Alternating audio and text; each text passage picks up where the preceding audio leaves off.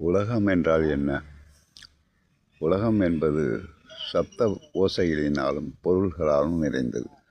சப்த ஓசைகள் என்றால் என்ன? கடல் அலை சத்தம், மழை பெய்யும் சத்தம், காற்றடிக்கும் சத்தம், இந்த மாதிரி சப்த ஓசைகளால் நிரம்பி இருக்கிறது. மற்றொன்று பொருள்களால் நிரம்பி இருக்கிறது. பொருள்கள் என்றால் என்ன? அப்பொழுது அசையும் உயிரினம், அசையா உயிரினம், தாவரம், சங்கமம்.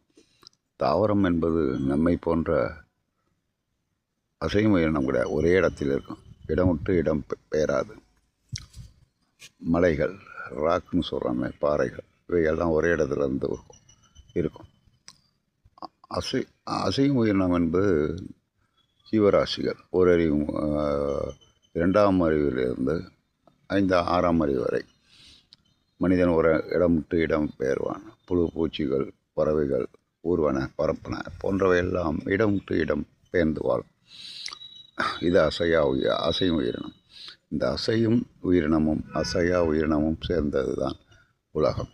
இதனோடு சத்த ஓசைகள். நீங்கள் உலகம்னா காற்று இருக்குது, வானம் இருக்குது, மின்னல் இருக்குது, இடி இடிக்கிறதுன்னா கூகுளில் சர்ச் பண்ணால் விடும். அதெல்லாம் கிடையாது. ஒரே ஒரு லெட் ஷார்ட் பஞ்சு டயலாக் சொல்லணும். இது மாதிரி உலகம் என்றால் என்ன?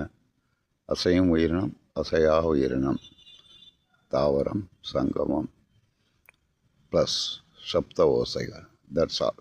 தேங்க்யூ வெரி மச் மாணவர்களே.